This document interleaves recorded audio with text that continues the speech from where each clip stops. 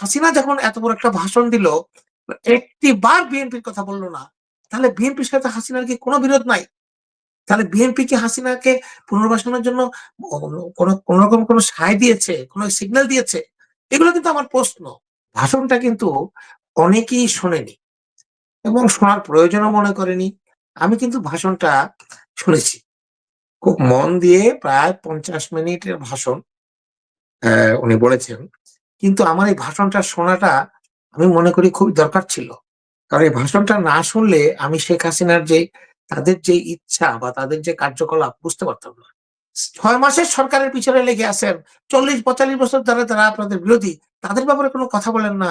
জামাতের ব্যাপারে কোন বিরোধিতা বলেন না। কারণটা কি? এইটা আমার দীর্ঘদিন আজকে পর ১ম ফিরে এসেছি।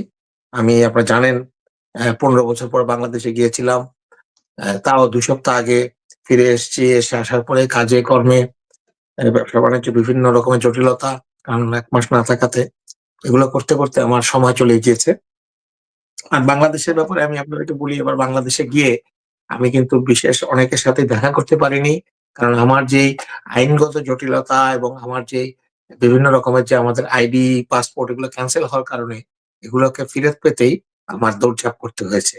এবং আমি এই ব্যাপারটাতে আমার সময় নষ্ট হয়েছে। আমি অনেকের কাছে দুঃখিত, লজ্জিত, ক্ষমা প্রার্থী যে অনেকের সাথে আমি দেখা করতে পারিনি। ইনশাআল্লাহ ভবিষ্যতে দেখা হবে। শেখ হাসিনার ভাষণ যেটা উনি দিয়েছেন অডিও বার্তা বলা যায়, ভাষণ বলেন, যাই বলেন। এই ভাষণটা কিন্তু অনেকেই শোনেনি এবং শোনার প্রয়োজনও মনে করেনি। আমি কিন্তু ভাষণটা শুনেছি। খুব মন দিয়ে প্রায় ৫০ মিনিটের ভাষণ উনি বলেছেন। কিন্তু আমার এই ভাষণটা শোনাটা আমি মনে করি খুবই দরকার ছিল। কারণ এই ভাষণটা না শুনলে আমি শেখ হাসিনার যে তাদের যে ইচ্ছা বা তাদের যে কার্যকলাপ বুঝতে পারতাম না। আমি অবাক বিস্ময়ে লক্ষ্য করলাম ভাষণটা কি এখন হচ্ছে? ৫ই ফেব্রুয়ারির ভাষণ? নাকি আগের শেখ হাসিনার কোন নির্বাচনের আগে সে বিনা ভোটের আগের ভাষণ? নাকি কোন সাংবাদিক সম্মেলনের কথা? আমার মনে হচ্ছে বারবার আমি ফিরে যাচ্ছিলাম সেই জায়গাগুলোতে। কারণ একই কথা, একই জিনিস সেই একেবারে ১৯৪৭-৪৮ সাল থেকে শুরু করে তার বাবার সেই ভাষা আন্দোলনের নাকি নেতৃত্ব থেকে উনি মিথ্যা কথা যে বলে তারপরে উনি এসেছেন বাংলাদেশের স্বাধীনতা যুদ্ধ। কিন্তু পুরা ভাষণে আমি একটিবার পলিটিক্যাল অপোনেন্ট যে আছে আওয়ামী লীগের বিএনপি, বাংলাদেশ জাতীয়তাবাদী দল বিএনপি যে বিএনপি কে দমন, পীড়ন, অত্যাচার, নির্যাতন করে তারা ১৫-১৬ বছর ধরে ক্ষমতায় ছিল। সে বিএনপির নাম আমি একবারও শুনলাম না। এবং সাথে খালেদা জিয়ারও নাম শুনলাম না। জিয়া রহমানের নামও বোধহয় একবার বলেছিল যে ৭৫ সালের পরে জিয়া রহমান এসে অনেক কিছু বন্ধ করে দিয়েছিল। হালকা একটা কথা। এরপরে আর কোন তারেক রহমানের কথাও শুনলাম না, কিছুই শুনলাম না। কারণটা কি? তাহলে কি বাংলাদেশে আওয়ামী লীগ আর জাতীয়তাবাদী দল বিএনপি কে প্রতিপক্ষ মনে করে না? রাজনৈতিক প্রতিপক্ষ ভালো জিনিস। রাজনীতি করতে হলে প্রতিপক্ষ থাকতে হয়। প্রতিপক্ষ ছাড়া বিরোধী দল ছাড়া রাজনীতি হয় না। তাহলে আমরা যে আশঙ্কা করছি বা পাবলিক যা বলছে এবং বাংলাদেশ জাতীয়তাবাদী দল বিএনপি যে গত ৬ মাসে যেসব কথাবার্তা বলেছে, গতকাল অবশ্য গতকাল বা গত পরশু সালাউদ্দিন আহমেদ বিএনপির স্থায়ী কমিটির সদস্য উনি কিন্তু একটা কথা বলেছেন গণমাধ্যমের কাছে, যেটা সব জায়গায় এসছে, সব নিউজ পেপারে এসছে। সেটা বাদ দিলে গত ৬ মাসে তো আমি বিএনপির পক্ষ থেকে কোনো ডাইরেক্ট কোনো কথা আওয়ামী লীগের বিচার বা আওয়ামী লীগের নিষিদ্ধ করা বা আওয়ামী লীগকে প্রত্যাহার করা, আওয়ামী লীগকে বর্জন করার কথা শুনিনি। তাহলে শেখ হাসিনাও একইভাবে উনি কিন্তু এই বিএনপির কোনো কথা বললেন না।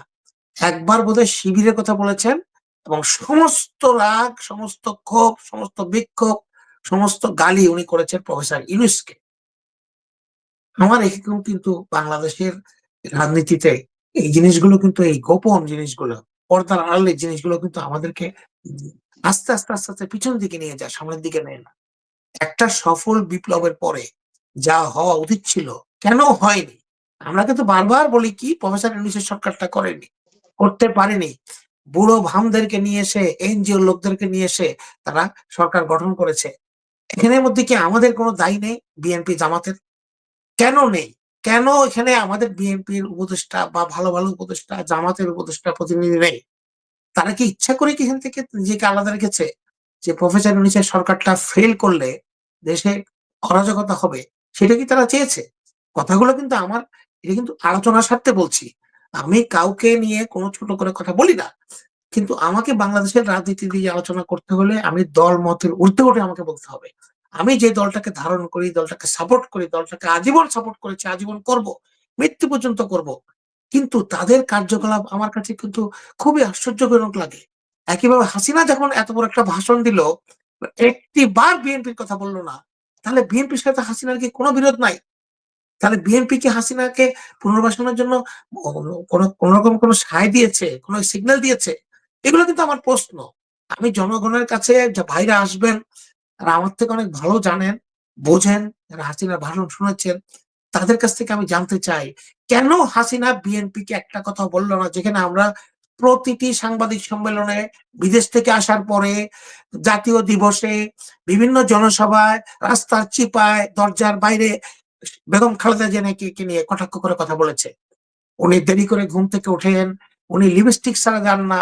এসব কথাবার্তা পর্যন্ত কুরুচিপূর্ণ কথাবার্তা বলতে শুনেছি। এখন কেন উনি বললেন না, খালেদা জিয়া লন্ডনে খুব ফুরফুরে মেজাজে আছেন, খুব ভালো আছেন। উনার তো কোনো অসুস্থই ছিল না। উনি তো আসলে ভালো ছিল। এগুলো তো বললেন না। কেন বললেন না? আমি জানতে চাই। হাসিনার এই ভাষণের মেইন ইম্পোর্টেন্ট বিষয় আমি মনে করি, কেন প্রধান বিরোধী দল তাদের হাসিনার বিপক্ষে যারা হাসিনার সাথে যদি নির্বাচনে যদি হাসিনা কখনো আসতে পারে, যারা তার প্রতিপক্ষ হবে, তাদের ব্যাপারে তার কোন বক্তব্য নাই কেন? এবং বারবার সে প্রফেসর ইউনূসের সরকারটাকে, প্রফেসর ইউনূসের সরকার তো ৬ মাস বয়সী ভাই। Only 6 month. আজকে গতকাল ৫ তারিখ ৬ মাস হয়েছে। ৬ মাসের সরকারের পিছনে লেগে আছেন। ৪০-৪৫ বছর ধরে তারা আপনাদের বিরোধী। তাদের ব্যাপারে কোন কথা বলেন না। জামাতের ব্যাপারে কোন বিরোধিতা বলেন না। কারণটা কি? এইটা আমার আজকে প্রধান প্রশ্ন। এই ভাষণের কথাগুলো থেকে আমি কিন্তু একটা জিনিস লক্ষ্য করছি, এই ভাষণটাকে যেভাবে লেখা হয়েছে, এরা কিছু লিগ্যাল আপনার আইনগত বিষয় চিন্তা করে এই ভাষণটা লিখেছে। যে আমাকে এখান থেকে নির্বাচিত সরকারকে উৎখাত করা হয়েছে, ষড়যন্ত্রের মাধ্যমে প্রফেসর ইউনিস করেছে। প্রফেসর ইউনিস তো ছিলই না। প্রফেসর ইউনিস তো সংযোগ হয়েছে ৭ তারিখ ৮ তারিখের পরে। তো উনাকে ডেকে আনা হয়েছে। উনি প্যারিসে চিকিৎসাধীন ছিলেন ফ্রান্সে। তো যাই হোক তারা ইন্টারন্যাশনালি বা যেকোনো জায়গাতেই তারা বোধহয় কিছু আইনগত বিষয়ে যাবে। সেইজন্য তারা এই গ্রাউন্ড গুলা ক্রিয়েট করার জন্য এগুলো বলছে। একইভাবে আপনি এখনই যেটা বললেন যে এই যেটা আপনি এই বললেন যে যেটা এম কাদের বঙ্গবন্ধু স্মৃতিকে কাদের যেটা সিদ্দিকী। বলেছি। এগুলোও কিন্তু তারা কিন্তু এই গ্রাউন্ড গুলা ক্রিয়েট করবে এবং প্রত্যেকেরই আইনের প্রতি আইনের কাছে যাওয়ার অধিকার আছে। কিন্তু এই কাদের সিদ্দিকীর মতো লোকরা এখনো বাংলাদেশের রাজনীতিতে কিভাবে আছে? তারা আবার বিএনপি দেরকেও আপনার উপদেশ দেয়। জামাতে ইসলামের টিভিতেও যেয়েও ওই অনুষ্ঠান করত দিগন্ত টেলিভিশনে। আমি আসলে বুঝি না মনির ভাই। আমার ক্ষুদ্র জ্ঞানে আমি বুঝি না। আজ পর্যন্ত কি দেখেছেন কোনদিন যে আওয়ামী লীগের কোন লোক, বিএনপির কোন লোক বা জামাত ইসলামের কোন লোক, কোন নেতা আওয়ামী লীগে আছে? আপনি দেখাতে পারবেন একজন? জামাত ইসলামীর নেতা বা বিএনপির নেতা এখন আওয়ামী লীগের বড় নেতা আছে? আওয়ামী লীগ কিন্তু এদেরকে নেয় না কোনদিনও। আমাদের বিএনপি কেন ওইভাবে করে তাদেরকে নেয়? সব আওয়ামী লীগের, ছাত্রলীগের লোকজন এখানে বিভিন্ন লোক আমাদের বিএনপিতে অনুপ্রবেশকারী। তাদের হৃদয়ে কিন্তু সেই বঙ্গবন্ধু। ভুলে যাবেন না। আবার আমরা গর্ব করে বলি যারা ছাত্রলীগ করেছে তারা সভাপতি, তারা কেউ ছাত্রলীগ করে মরতে পারে নাই। সবাই অন্য দল করেছে। এটা তাদের ব্যর্থতা। আমরা কেন তাদেরকে হাইলাইট করি? আমরা কেন আমাদের নিজেদের নেতাদেরকে ইম্পোর্টেন্স না দিয়ে, আমাদের নেতাদেরকে নমিনেশন না দিয়ে, গোলাম মোল্লা রনির মতো একটা পরীক্ষিত একটা বাকশালী তাকে এনে কেন আমরা ইয়ে করি? আপনার নির্বাচনের মধ্যে আমাদের নমিনেশন দেই?